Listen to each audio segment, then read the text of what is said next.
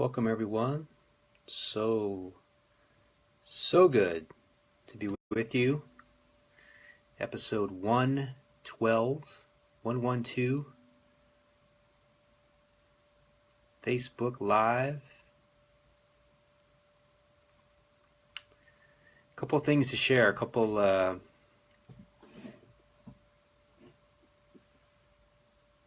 things to share. I was going to try to find some fancy different way of saying it, but I think that's the way I want to say it. There's a few things to share. The Secret Glow, which is our private Facebook group, was earlier today. It's a 1-hour session once a week. We go deep with a deep group of people. So if you want to join us, there's a link at the bottom to join us there and register and be with us. Welcome, Claire. If you're joining us, it's always love when people share where they're from. And welcome, Jane. We have a global audience, a global connection, a global community, a global group of participants, co-creative participants, and it's a blessing. It's a blessing. Some of the most amazing people that I've ever encountered, that I've ever shared a resonant field with, come and join us here and stop in and say hello and ask questions and share comments and share their insights and their openings and their shifts and their inspirations.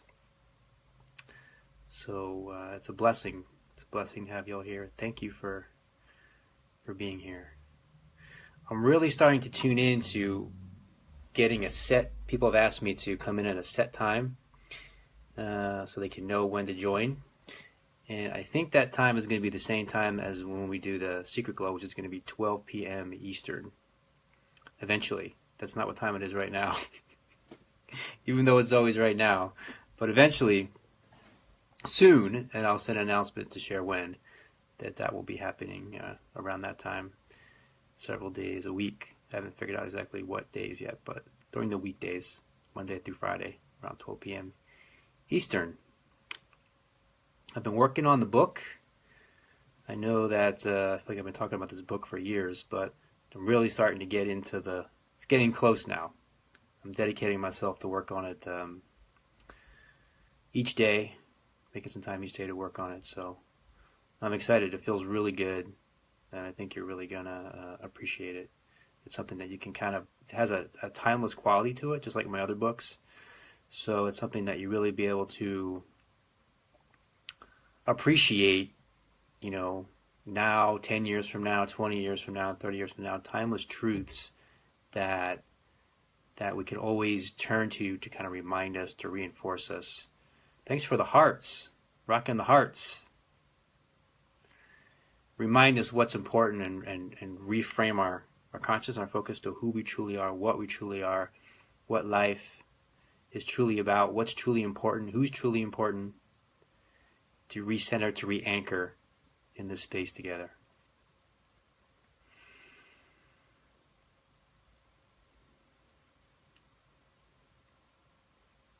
It's a rainy day here, kind of overcast, a little colder, getting into mid-November. But, we were talking about earlier, it's like, the rain is what makes it such a deep green, the deep, lush green hills. So it's like just really appreciating the cycle of things, that everything has a benefit, and trusting that evolutionary process that moves through all that is. Thanks for the hearts, Jane. The theme of the book, Jane says, was the theme of the book. The theme of the book is, well, the title is, I can never remember the subtitle, but the title is Loving This Moment, and the subtitle is something about an invitation, a powerful invitation to quiet your mind and access your true creative genius, something along those lines. And it's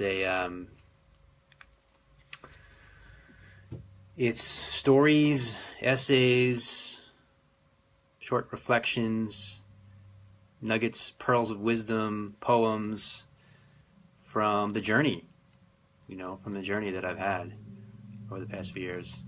And the way it's evolving right now is I'm breaking it down into themes. So it's looking like there's going to be a theme on courage, on love, on forgiveness, on being the life artist, on what else is in there? Like awakened masculinity or something around masculinity is in there. There's like 7 or 8 different themes right now that yeah, feels exciting, feels potent. That's the word. It feels potent. So that was my housekeeping details to share.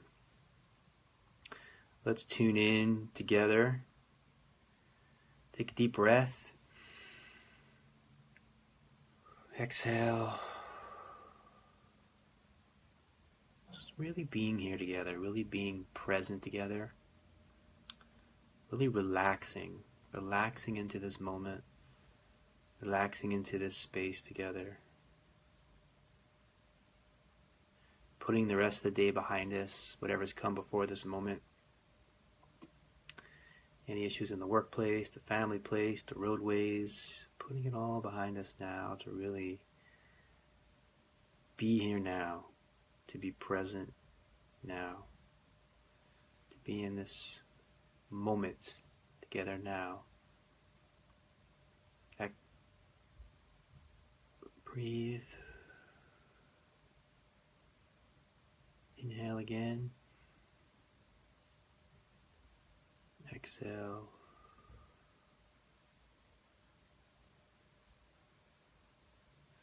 When inhale, you're breathing in love, joy, freedom, inspiration, empowerment,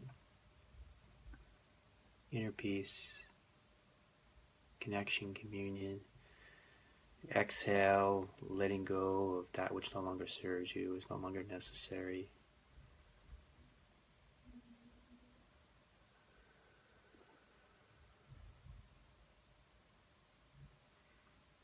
So relaxing into this moment. And when we're present together, this is where the magic and the miracles arise and come into being.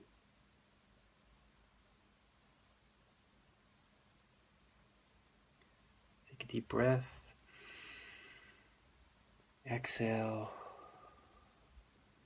Open your eyes if they've been closed, and just take a few moments to look around the space in silence. Notice that things feel more alive, vibrant, colorful, present, here and now.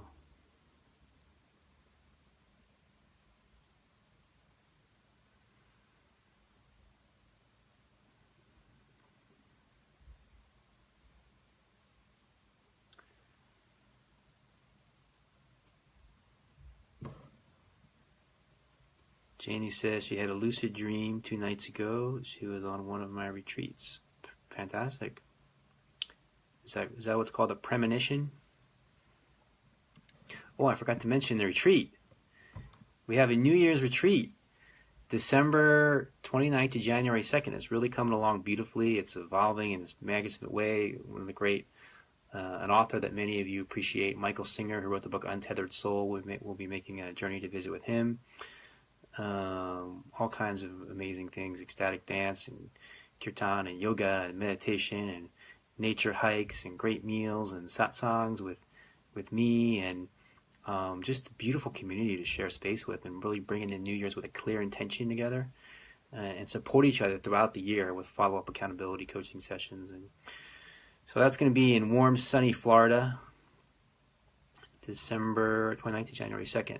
Let me know if you have any questions. There's an early bird deadline. I think is next Friday, the following Friday, and yeah, I'm excited about that. Excited about sharing this field with some of you in person, bringing the New Year together. Our first ever New Year's retreat together, and we have a question. I really appreciate when the feedback that you'll give, whether it's here in the comments when we're live or private messages. after, however way you reach me. Telepathically is great, but the actual words I appreciate as well. It helps to give direction of where we want to go with each session, because this is my space to be available to you and to be of service to you, right? So I'm really here to answer your questions and to go in whatever direction you want to go, explore what you want to explore, as far as what we've been talking about or what we discussed thus far. So, Mr. Derek Williams wrote me, and he says, "Hello, Brian. I'm a huge fan, and I have listened to all of your videos. Could you make a video about the basics, such as clearing the space to be the clear open channel and rejecting the limitations of others? I listen to your show, and I have an audience, so if you could help me, I would greatly appreciate it.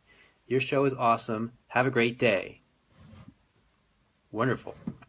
Thank you for that, Derek. So, making a video about the basics of clearing the space. How do we clear the space to be the clear open channel? It's one of the trickiest questions, and it's a question that the mind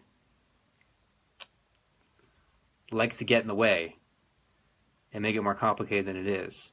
The mind, in this case, is not the solution to the problem. How do we become a clear open channel? What do we do to become a clear open channel?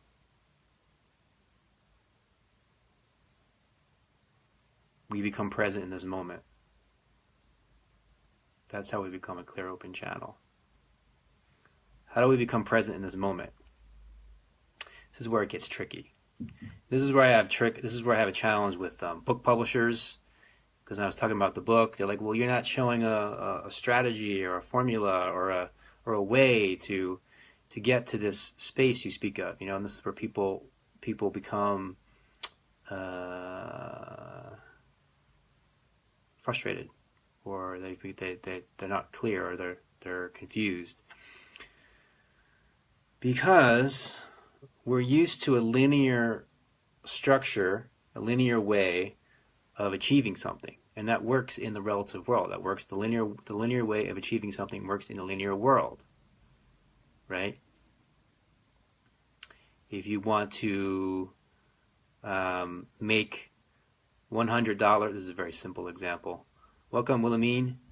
If you want to make $100 and you get paid $10 an hour, and you think, okay, well, if I work for 10 hours, tomorrow I get paid $100, right? That's like in a linear world, things work like that. But in this particular space that I'm pointing at, this essence of being present, it does not work like that at all. That's not how it works. And that's the problem. We get caught in the mind. We get caught in this cause and effect, this linear thing of like, well, how do I become a clear open channel? What do I do to do it? There's no way to do it. And there's no way to get there, because whatever you're imagining is in your head, is in your mind. It's a mental concept. We're not talking about a mental concept. We're talking about something that transcends mental concepts. We're talking about something that's ever present, that's here, that's now, that's always the case. I almost slammed my fist down this table, but I don't want to do that because the phone is there and that would create a disruption. Welcome, Ginny. So it's ever present. It's always the case. It's here. It's the I am that's ever present, the ever present I am. So how do I become a clear open channel? I am a clear open channel. I am a clear open channel. What is preventing me from realizing that I am a clear open channel? Right? What is preventing me from realizing that I am a clear open channel? My thoughts about myself, my ideas about myself, my thoughts that I'm attached to and identified with, my ideas I'm attached to and identified with, my beliefs I'm attached to and identified with. So when I really ask myself deeply in a sincere, honest way, who am I? There's nothing here. There's nothing, no answer arises. So initially people can get upset and frustrated, like, well, I don't know the answer. I can't think of it. I can't think of the answer. But that is the answer. The fact that you can't think of the answer is exactly the answer. That's the clear open channel. The clear open channel is I can't think. I can know you've given me a question that I cannot think. I cannot think my way into understanding. I cannot think my way into an answer. So what happens? This is where in Zen they use the koans. You know, what's the sound of one hand clapping? Actually, that's a simple answer. That's the sound of one hand clapping. But the point is to give people koans where they can't answer the question. I'm so smart I can answer that question. But there's a lot of questions that people can't answer, and they're in koans. So they confound the mind, and because the mind is confounded, the mind goes quiet. The mind goes quiet. And there's this moment of an opening, because we're thinking, spinning, and then the mind's quiet. You know, you be here now, like, and sometimes there's those sounds, you know, it's just a sound that's a sharp sound, like a, you know, like a, that's not really it. That's not really it either. But there's a sound you can make that has this kind of clarity to it, right? And that can bring you into the moment, right? But really, anything can bring you into the moment, because whatever's here is of the moment. So anything that's present in this moment brings you into the moment. So you start to tune into the sounds that are here. You start to tune into the what you can see that's here. So your senses, what you hear, what you see, what you smell, what you touch, taste, what's here now. What's happening right now? You know, the mind thinks about the future. The mind takes in what's here and thinks about it in terms of the future and in terms of the past. But this present moment cannot be thought about. This present moment is too vast, too magical, too mysterious, too incredible, too amazing. You are too vast, too magical, too amazing to be thought about. You cannot be understood. I cannot be understood. The mind goes quiet. And then we become a clear, open channel. So we don't become a clear, open channel by thinking our way into it, by trying to understand it, by tell me the steps, tell me the strategies. That is all, as they say in the UK, Jane, rubbish. Bollocks. There's no way to get there. So the way to get there is to truly, completely realize there's no way to get there. That's the incredible paradox. And that's what a great mentor or teacher or coach will support you in. Every avenue you're trying to create to get there, to become aware of it in this moment.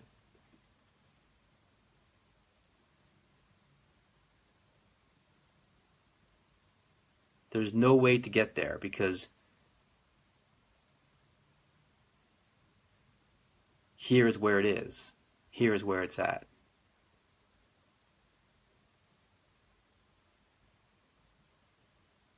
I think there was a second part to the question. And rejecting the limitations of others. Love it. So the way to reject the limitations of others is really to reject the limitations of yourself, right? Because there's really only one consciousness, and your consciousness and my consciousness are interconnected. If we really are all one, then your consciousness and my consciousness are interconnected. So the only reason I'm triggered by your limitations is because they're activating my limitations that I'm attached and identified with. Otherwise, it wouldn't matter. It wouldn't be important what some random person is saying to you. But when it triggers us, when it activates something inside us, it's because we, on some level, believe that to be true.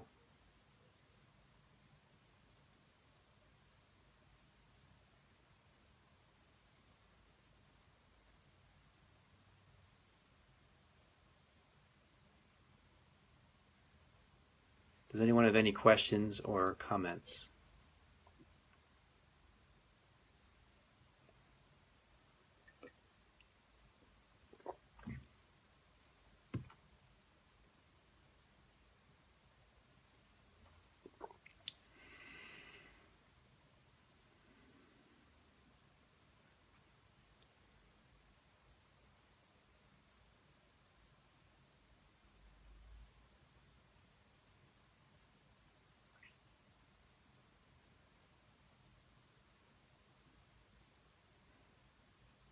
Again, please, that last, which part?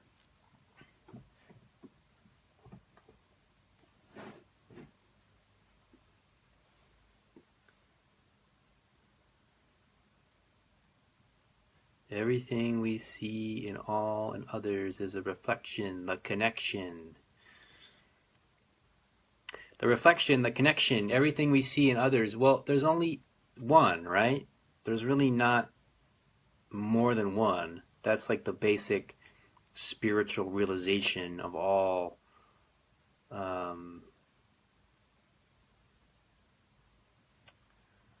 awakened beings throughout history. Cultures, places, and times is all that same truth, that everything is, you can say interconnected, but even interconnected isn't an accurate enough term because it implies separations that are, we're connecting things that are separate. But it's like a seamless coat, you know? So everything that you're seeing is a reflection of the one, right? So who's the one? I'm the one. You're the one. So what we're seeing is a reflection of ourselves.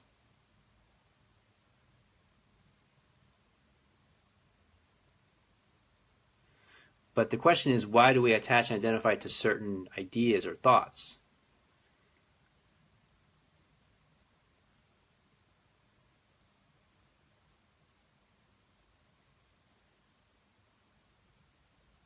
Because there's something that finds truth in there. There's something in us that wants to, for whatever reason, wants to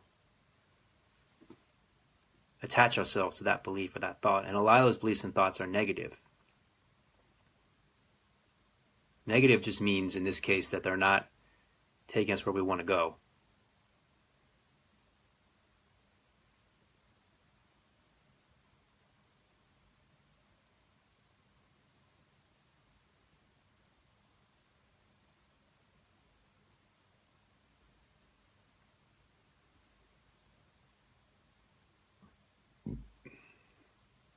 So when you recognize and realize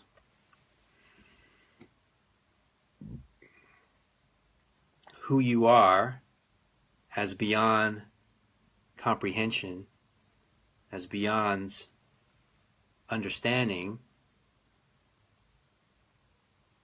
therefore beyond limitation, and of infinite possibility,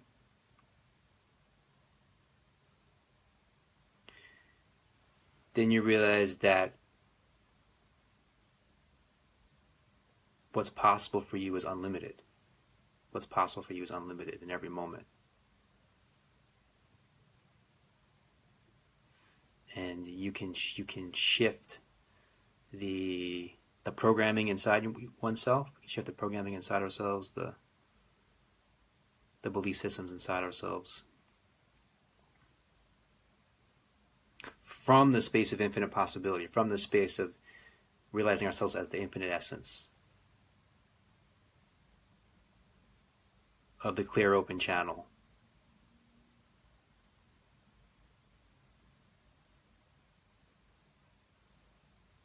So realizing what we are is transcends even the idea of being a human being, of being born, of dying, you know, of every single concept, idea, belief system. It's so vast and beautiful. And at the same time, extraordinarily ordinary. So just looking at a tree, you know, what's more magical than that? Looking at a river, looking at a sidewalk, really sinking into the magic of this moment right now, loving this moment as it is right now. Can our belief systems stories be cleared quick? Is there a way to do that? You want to give me an example? Maybe I can clear it quick.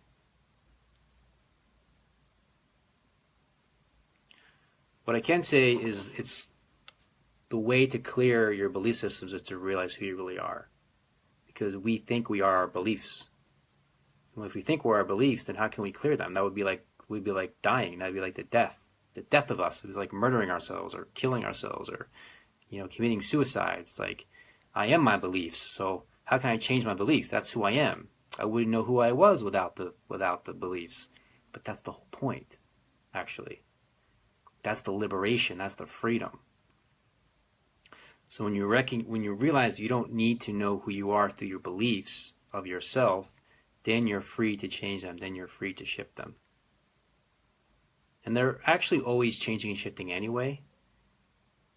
There's so many things that the way I look at things now that is completely different than the way I looked at them, 20 years ago or when I was a child, right? So there's all these different endless perspectives and angles and ways of looking at things and seeing things.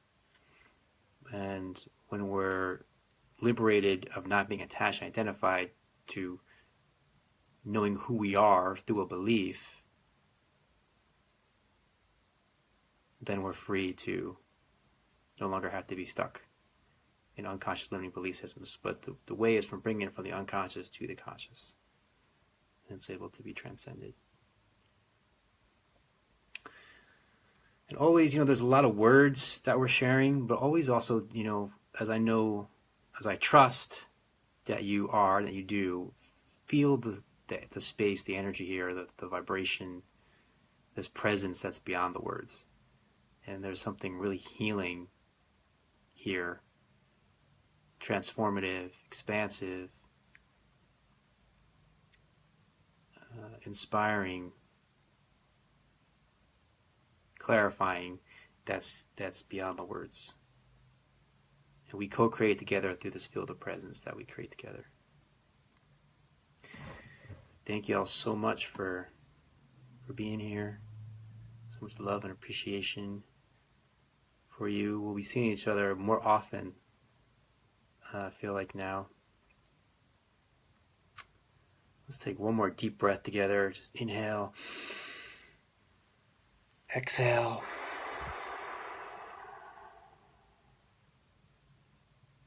Let's carry it forward with us the rest of the day, night or morning, wherever you are.